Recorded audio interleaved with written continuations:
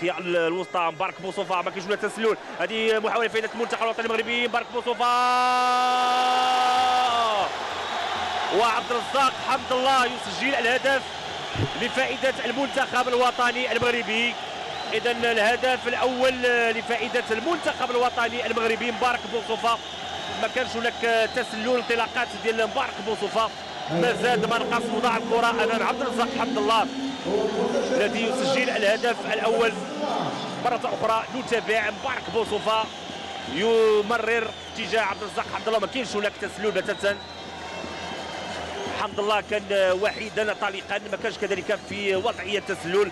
يسجل الهدف الأول لفائدة المنتخب الوطني المغربي. الهدف اللي كيجي في حدود الدقيقة 35 لمبارك بوصوفا. كنقول بانه مقدم جوله التصفيات الافريقيه. هناك المنتخب المصري اللي غادي يرحل لمواجهه منتخب بوتسوانا. هذه محاوله افاده المنتخب الوطني المغربي. عبد الرزاق حمد الله. عبد الرزاق حمد الله كيتمكن انه يستغل خطا فادح على مستوى الدفاع ديال المنتخب افريقيا الوسطى وانه يسجل الهدف الثاني لفائده المنتخب الوطني المغربي والهدف الثاني الشخصي ديال حمد الله. وفرحه كبيره ديال الجمهور المغربي.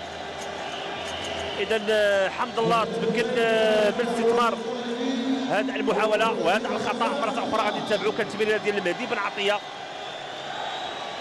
لاحظوا الخطا الكبير ديال المدافع ثم ديال الحارس واللي استثمروا بشكل جيد عبد الرزاق حمد الله.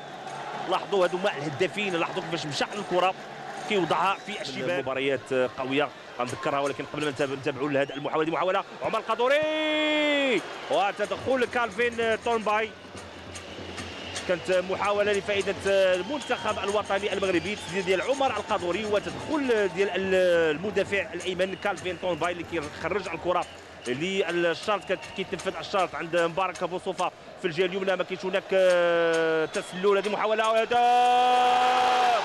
هدف لفائده المنتخب الوطني المغربي والمسجل عمر القادوري. عمر القادوري في المكان المناسب يسجل الهدف الاول لفائده المنتخب الوطني المغربي. يعني لاحظوا راؤول صافوا غير راضي بتاتا على يعني الاخطاء الكبيره في الدفاع ديال المنتخب افريقيا الوسطى. فرحه كبيره ديال الجمهور المغربي. مبارك بوصوفا كيمر في الجهه اليمنى. نبيل ضرار رفع الراس ديالو. يعني تواجد عمر القادوري ما زاد ما نقص. وضع الكره في الشباك معلن الهدف الثالث لفائده المنتخب الوطني المغربي. مره اخرى نتابع الاعاده ديال الهدف من زاويه اخرى. القادمون من الخلف اكيد بانه عمر القادوري. قلت بانه مكسب كبير لكره القدم المغربيه. لاعب تورينو الايطالي كيتمكن انه يوضع الكره في شباك الحارس غوفري لومبي. كونسيمبا الان. هذه محاوله لفائده المنتخب الوطني المغربي. عمر القادوري. عمر القادوري غادي يعمل كيراوي. هذه محاوله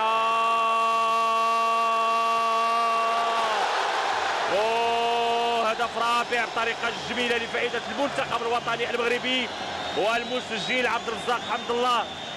عبد الرزاق حمد الله كيسجل الهاتريك في هذه المواجهه. 4-0. يعني كان مرتد هجومي طريقه باش راوغ لاعب عمر القادوري. يعني كتعطينا القيمه ديال هذا اللاعب على المستوى التقني.